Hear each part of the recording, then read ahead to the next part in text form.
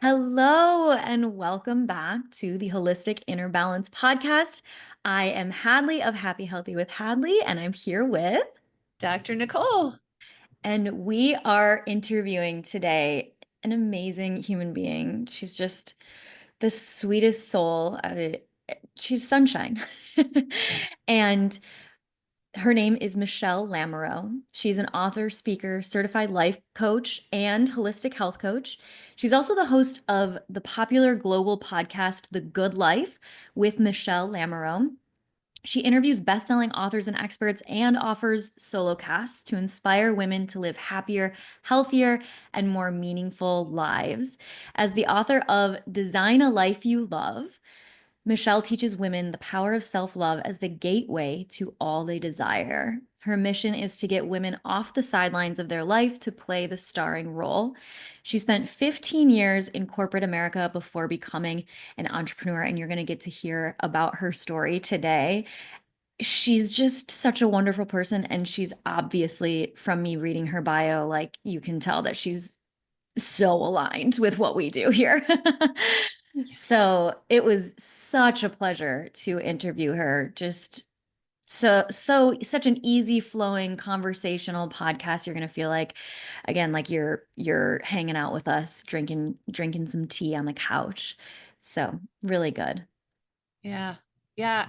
Hadley, before we get into the episode, I'm curious if you feel like, or if you've ever felt like you're living the good life, or if you feel like you're Mm. living the good enough life, Ooh, so good.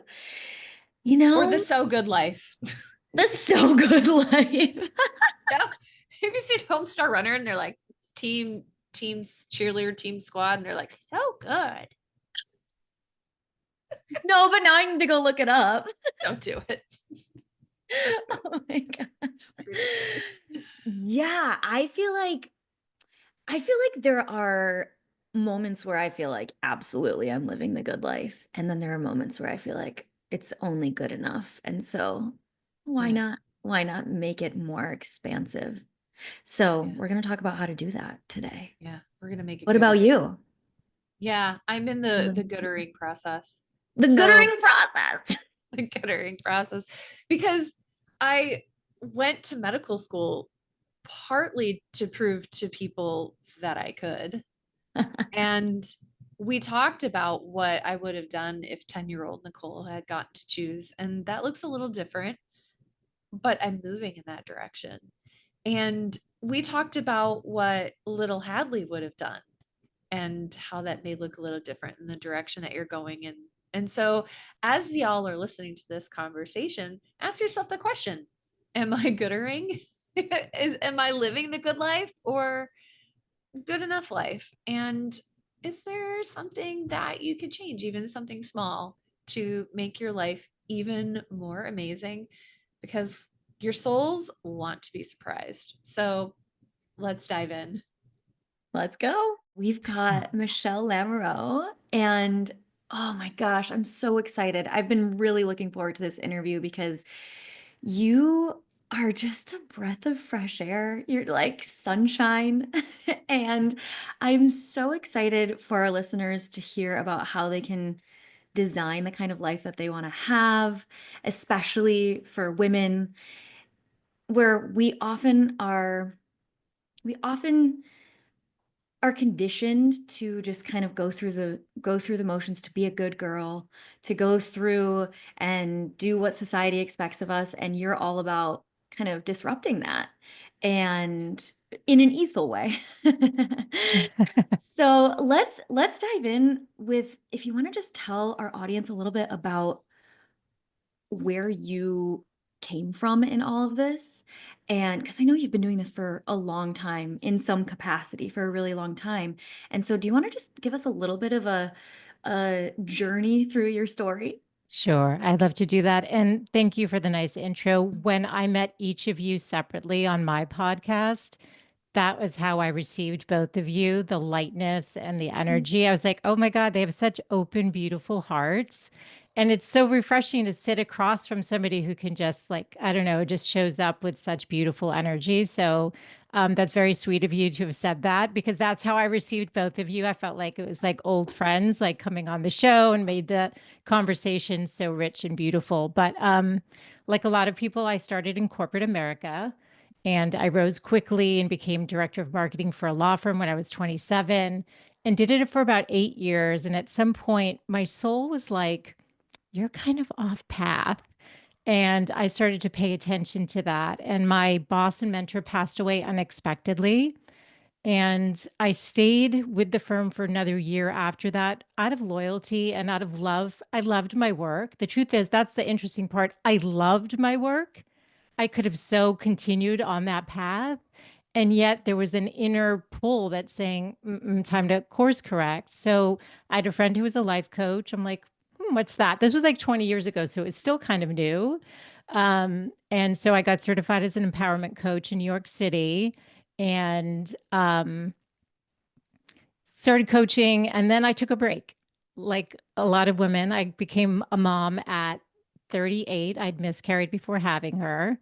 I was starting to relaunch maybe professionally, like some in this direction of coaching. I'd launched a podcast in 2008. And once I became pregnant, I just was like, I need to pause. She's the priority. I had all the success professionally. I had saved a lot of money. My husband and I were on the same page. And I was like, I just want to be a mom for a little while.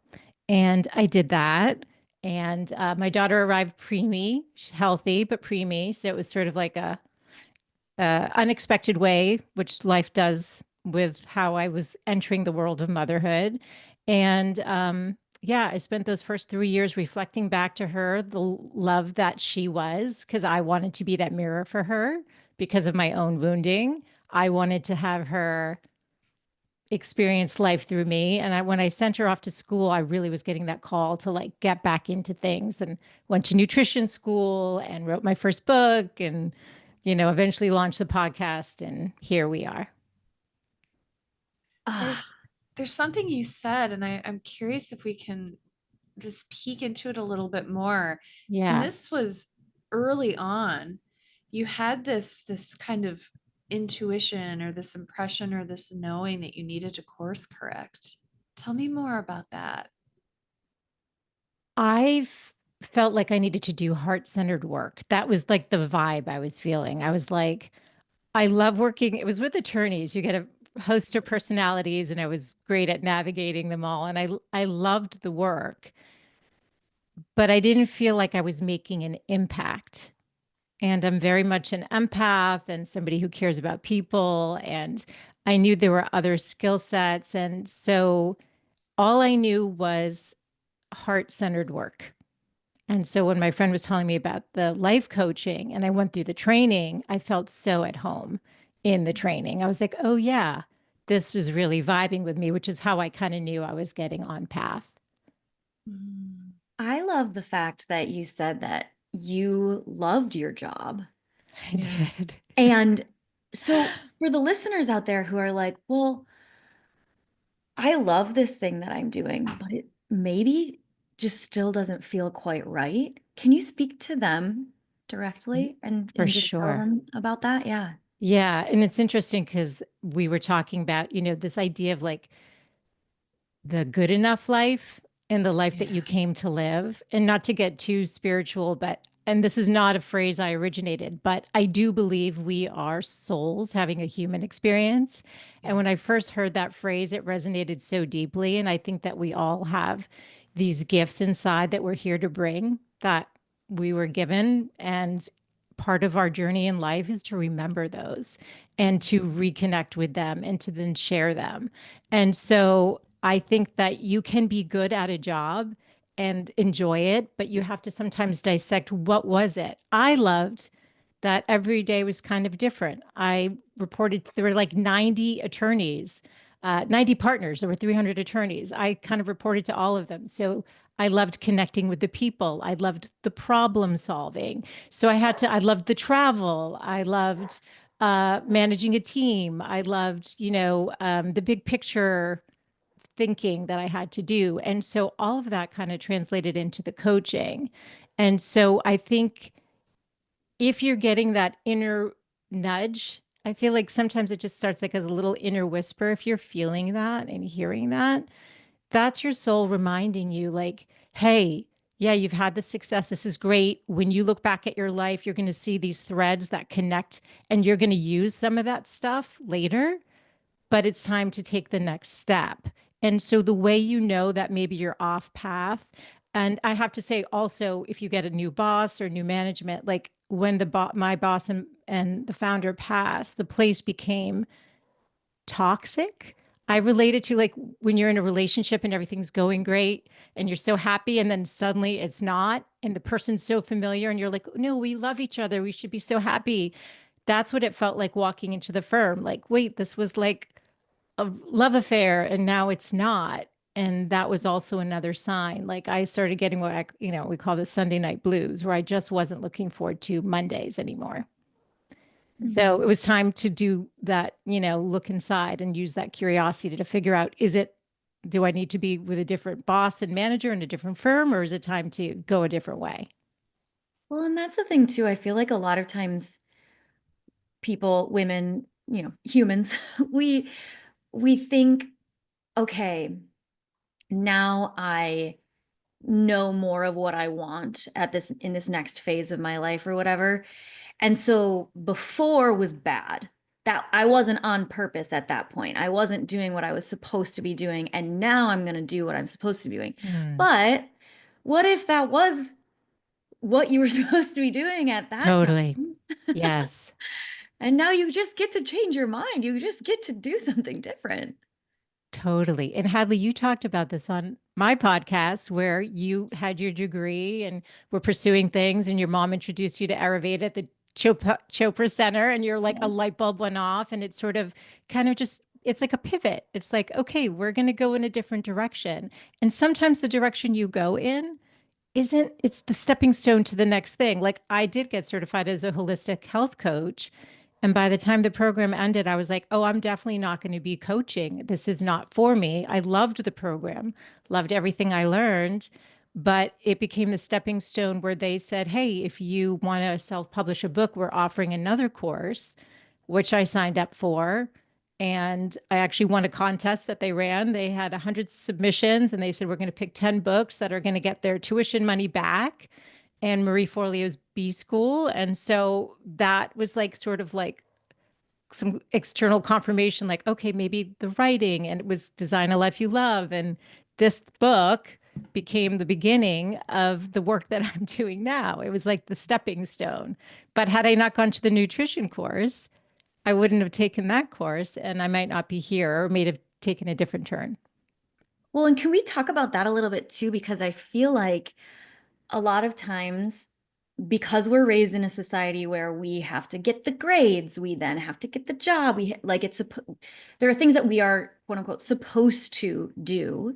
Yes. And so sometimes we feel like if we signed up for a holistic nutrition program to become Yes. certified in, and then we don't do that, we feel like we have failed at something, or we feel Yes. like a failure, when really you can choose to look at it as like, oh, or you could also be like annoyed with the people who did the holistic health coaching for trying to sell you on another thing. You could be like, they're just trying to get as much money out of me as possible, but you were like, wait, this is just the stepping stone into the next thing, right? Totally. I love that you said that because it's so true. We live in a culture that rewards accomplishment.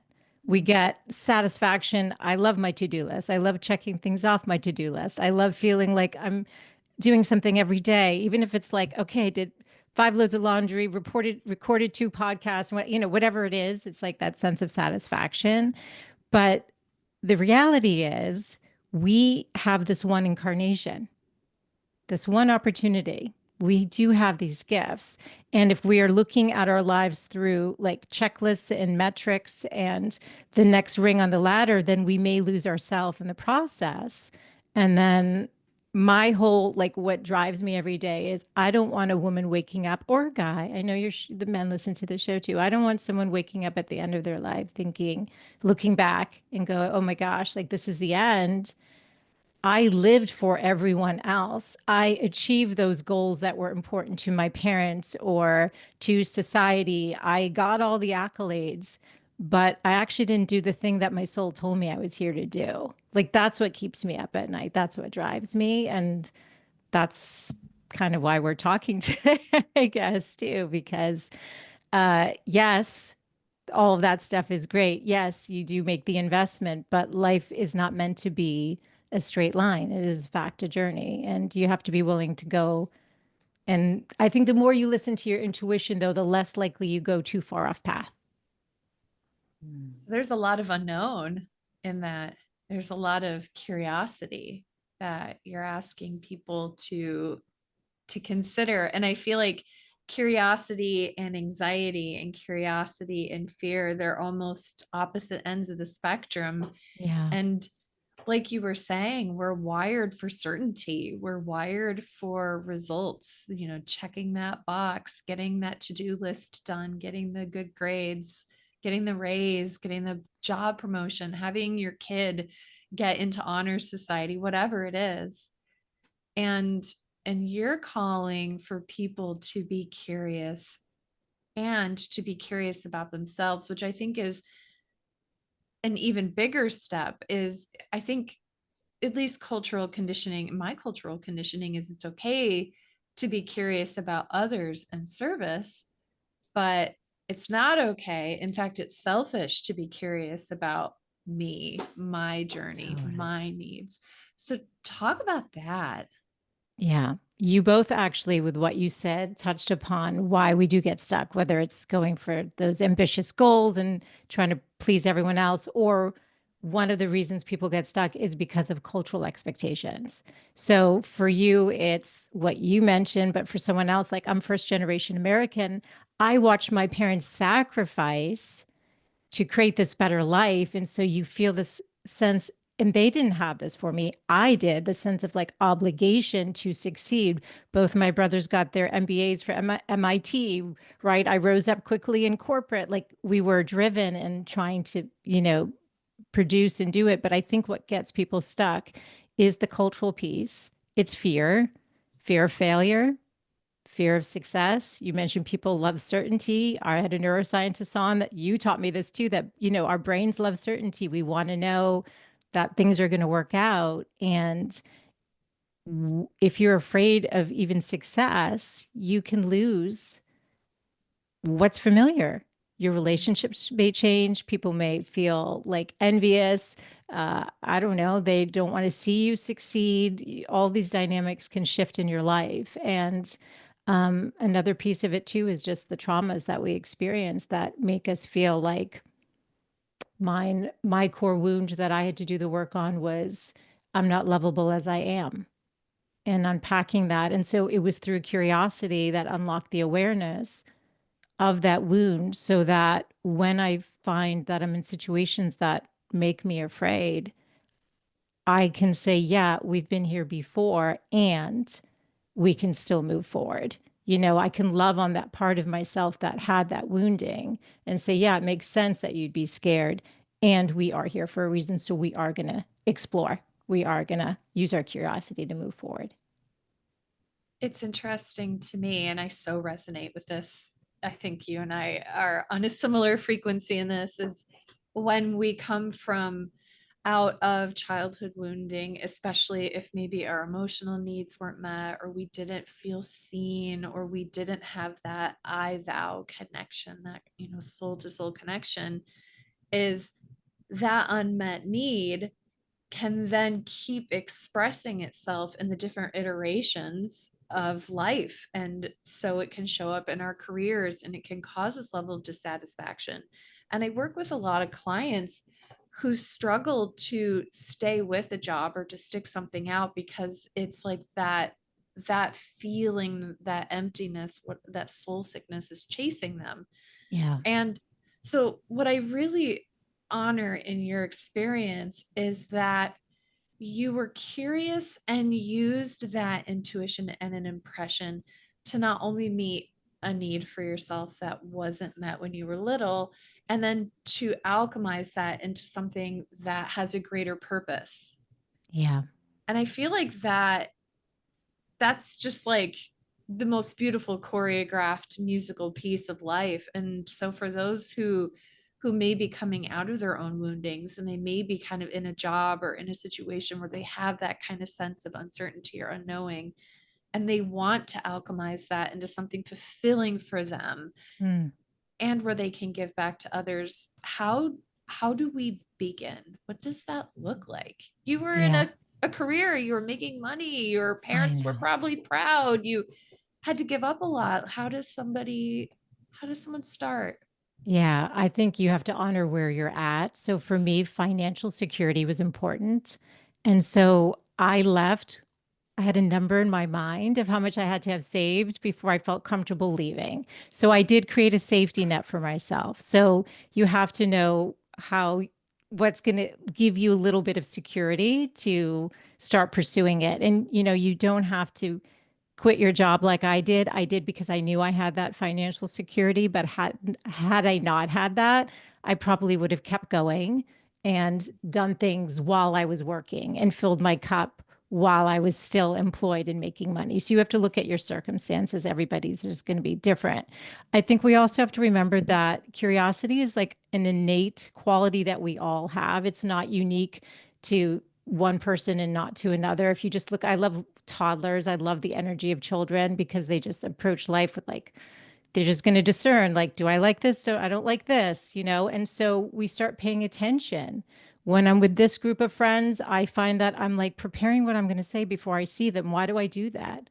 I don't feel good around them. When I'm with this girlfriend, I walk away feeling like I can take on the biggest challenge and that I'm going to be supported and loved even if I fail. So it's like finding that level of discernment within your day to day. And I think also it's paying attention. Like you can have some fun with it. Like, who do I admire and who do I envy? Right. I think Ooh. that admiration and envy are two sides of the same coin. I've been thinking a lot about this. I see Nicole and Hadley doing this podcast every week. And every time I do, I feel like I have a message I want to share. Maybe podcasting's for me. Like it's paying attention to what you're seeing around you. Every time I walk into Barnes and Noble, I like daydream that I have a book in there. Where's that coming from? That's all just clues. That's all your soul trying to wake you up and remind you. I took this painting class and I've never painted before. Oh my God, I felt so alive in there. I didn't expect that. It's like like bringing the joy that the toddlers bring. Because when they do it, it's not like, yeah, I'm going to be so good at building these blocks right now. They just start doing stuff and they're having fun. Like, can I stack this? There's no goal in mind. And the interesting part is when they're little, we're rewarding them for every little thing they do. And as we get older, we get criticized for stepping outside of what society tells us we should want or dream about. Mm. I love what you said about the soul too, because like we were talking about, your mind craves that certainty, but your Yeah. soul wants uncertainty. Your soul wants to be surprised. Yes. Yes. Your soul I'm is writing like, that what do you down, got Hadley. for me? Yes, exactly. No, it's so true. It's so, so true. I mean, I had an experience when I was younger where I was put in a back brace for scoliosis. And in that experience, as horrible as it was, because it compresses you, literally physically compresses you where you can't breathe, it changed my whole outlook on life. And that's where I developed the I'm not lovable as I am and started having um, the brace came off. And so the physical containment of wearing that brace was removed after 6 years. But the cage that I put myself in emotionally and mentally stayed. And I don't think that people need to have worn a brace like I did to be compressing themselves and not allowing that expansion. So yes, the soul loves uncertainty. The soul loves it. We're in it like an ever expanding universe, like, and yet we're like constraining. We want certainty. I know everything's going to work out and everything's going to be good. And I want to keep myself safe. But safe isn't going to necessarily help you design a life that makes you happy and that makes you feel fulfilled. Yeah, I talk a lot with my clients about energy optimization, energy management. We've talked about energy management versus time management on the podcast before, and I am a big believer that keeping yourself small and not expanding actually takes more energy than just allowing yourself to do the thing, to be the way that you want to be, that you know you're So kind of true. meant to be. It's Yeah. so true. It's so true.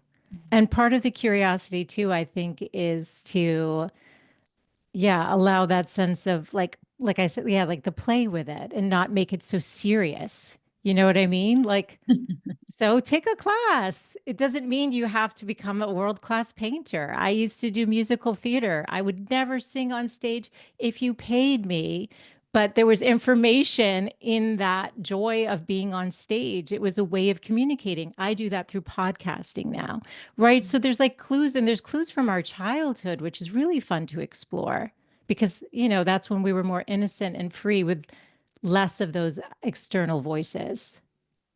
So I have a question for you both. So if I were to approach your 10-year-old selves and be like, okay, today you can do anything you want and it can no bars held, no worry about consequences, no worry about finances. We can take you wherever, you can do whatever you want. What would your 10-year-olds want to do? I would be on stage. And what would you be doing on stage? I would be acting on stage. Okay, Okay, so now what we're unpacking something. This is fun. Go ahead, what Nicole. character what character would you play? Like what would the character be like if you could pick your 10-year-old self could pick your dream role? Ooh, well, it would probably have been either Phoebe. Glinda in Wicked or Elle Woods in Legally Blonde. I love it. Do you sing? Yeah, He You sings really a do. well. bit. I mean, karaoke, but yeah. Oh I my used Okay. to God. do I'll do musical theater. karaoke with you, Hadley, because I do want to kind of break through more of that barrier Yes. on the voice. And I did take Okay. voice lessons as an adult to reclaim that part because with the brace came on, the singing, the musical theater stopped. You can't Ah. do musical theater when you can't physically move and you Oh, can't breathe, you can't yeah. sing. Oh my So gosh. I probably would be on stage with Hadley, to be honest, Nicole. We'd be Oh my back gosh, we doing can sing musical for theater. good. Oh my gosh, let's do it. We're starting a band. Yeah, musical theater. It's probably I would be back on stage because I wouldn't have given that up. Mm. What about So you there's now? I want to know. Okay, God, you're lead. I don't want to. well, I want to expand on this and then I'll play with my 10-year-old and we'll see what she says. What's interesting is we've studied theater and acting and improv therapeutically.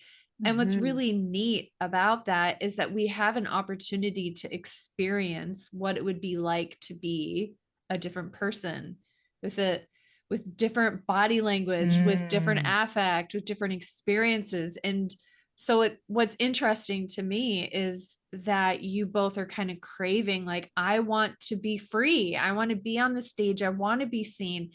And what's especially interesting, I think, is who you want to play. And so then it's like, okay, so these may be aspects of who I am, who I want to be, who I admire, maybe envy. And is that pointing to an unmet need or an unexpressed part of my soul, myself? And beautiful, if so, how can I incorporate that in my day to day life in addition to getting back up on the stage, right? beautiful. Mm. Yes. Yeah. Ooh. And what about you now? I want to know, Nicole, what your 10-year-old self would want to do. Besides like riding unicorns over rainbows, 100%. Yes. I always wanted to be a writer when I was in third. I have notebooks from when I was in third grade and I just filled them up with stories, which were pretty identical to whatever it was I was reading at the time, but whatever, Nicole's spin. But I always wanted to be a writer. And so I feel like with Panic Proof, that was an intro, like a step into like really committing to that craft. So I love that. And so Mm. you guys go and do karaoke and you get on stage and I'll write about it. I love it. So I also share that too. So I've had a fiction book in me for 10 years. And that's why like some of it it takes time. So it's not to be hard on yourself. Like you can have the curiosity, you can think about what do I really want? I have a neuroscientist who came on the show. Every year she writes once or twice a year what I really want. And she just writes it all down. And she saw herself on stage doing a TED Talk, and she did, but it took 4 years, you know? So, yes, but I want to be a fiction writer. Did you want fiction or nonfiction, Nicole? Now I'm curious, or both? Fiction. Oh, this is why we vibe. Yes, Yeah. I have a fiction book in me. And guess what? I think a lot of the healing that we need to do can come through those characters, at least with the book that I'm working on. What do you think Oh, about that? Yes. oh, totally. I mean, I think about Sarah J. Maas, and she's taking the world by storm right now. And she writes these characters with such complex trauma. Mhm. And, you know, some of them have family trauma, some of them have rage and anger, some of Mm, them have been abused. She writes these very emotionally complex characters. And then when you read her biography and you read about her story, it makes sense that not only is she providing a venue for people to learn about mental health and to learn about mm. trauma, but one could surmise that she probably resonates with some of the characters that she's writing, and she's getting to close those loops or reprogram the way that it showed up. And so I think that writing fiction is brilliant.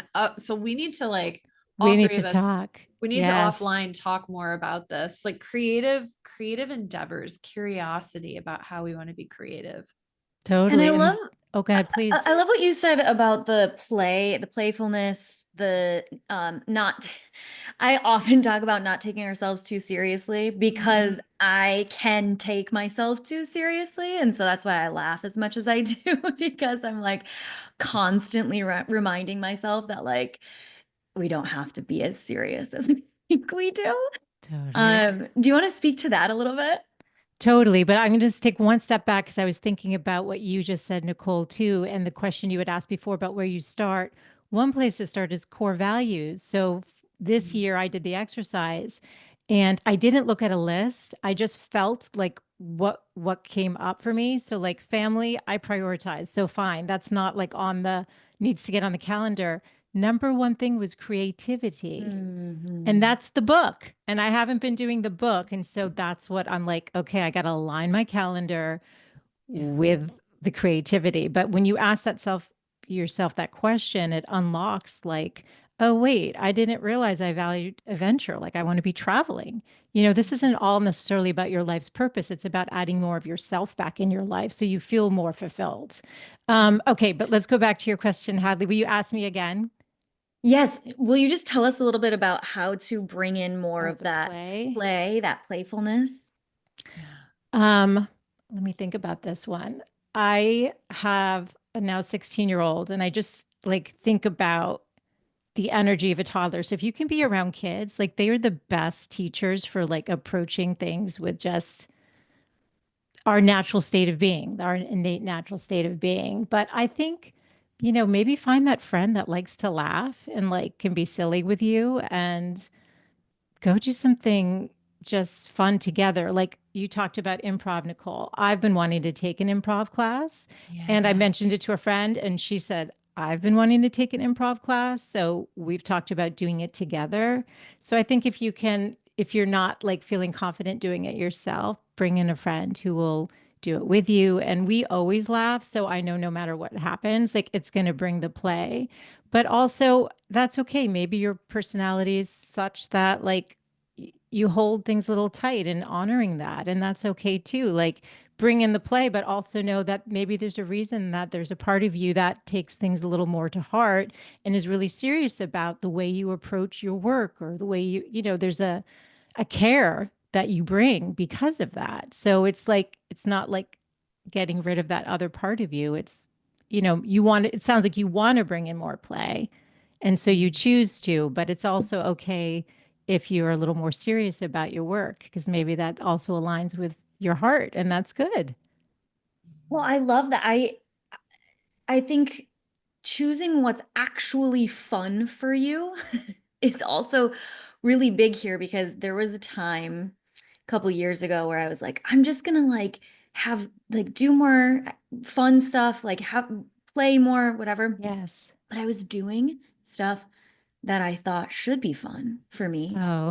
that were that was fun for other people, like going surfing and Hmm. surfing. I hate surfing. Yes, you do. I was doing it for a long time, like not a super long time, but I would go and like, okay, just trying to get better. Every time I would fall off, it was, the waves kind of, they call it like being washing machined. You just are tumbling over the waves. It was awful. I hated it. Mm. And and so I was like, okay, I'm done with this. I'm not doing all of these things that I think are supposed to be fun for me, that I think I'm supposed to do to have play. Yes. And once I stopped doing that, then I leaned into, oh, actually what's fun for me is I've taken a few acting classes since then. I do karaoke.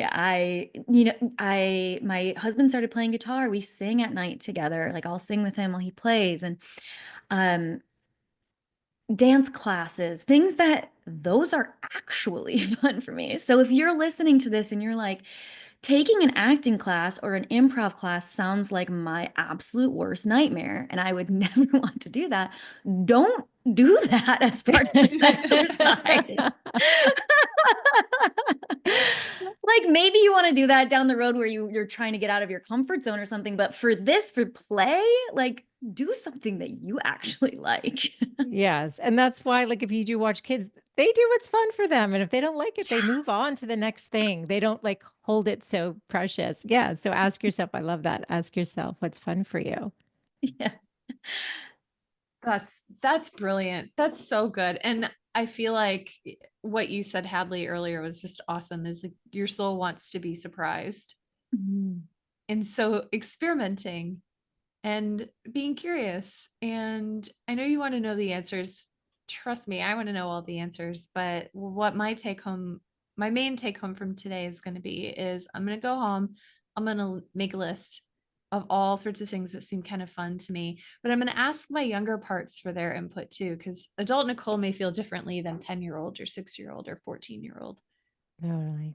There's so Yeah. much wisdom and like the younger part that wants to be remembered. Mhm. Yeah. Yeah. Because she knew what She was knew. fun. Yeah. Yeah. Mm. Awesome. So people are going to want to buy your book. They're going to want to know how to find you. They're going to want to know how to laugh with you. And they're going to be on the lookout for your future fiction book. So And tell yours us, now. Mhm. we're going to do a podcast. And Hadley's going to turn it into a television show and she's going to act out our characters. Oh my God, I love it. There we go.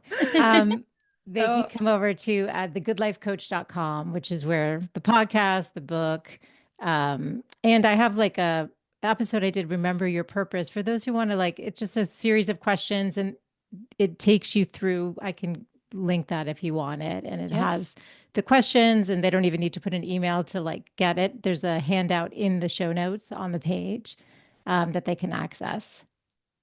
thank you so much. That's so generous. I want that. Yeah. Awesome. Well, thank you so Mm. much, Michelle. It's so amazing to know you. And everyone, make sure that you go and you follow and stay in the loop because she's always got amazing guests on her podcast. And we'll for sure have you back one day. It's been such a pleasure. I'd love that. Thanks. And they can listen to the interviews I did with both of you too, which you gave so much value. And I absolutely loved connecting with both of you on my show and now on yours. So thank you for having me. Oh, It's a thank you so much pleasure. for being here. Bye, Thanks, guys. everyone. Bye, Bye. everyone.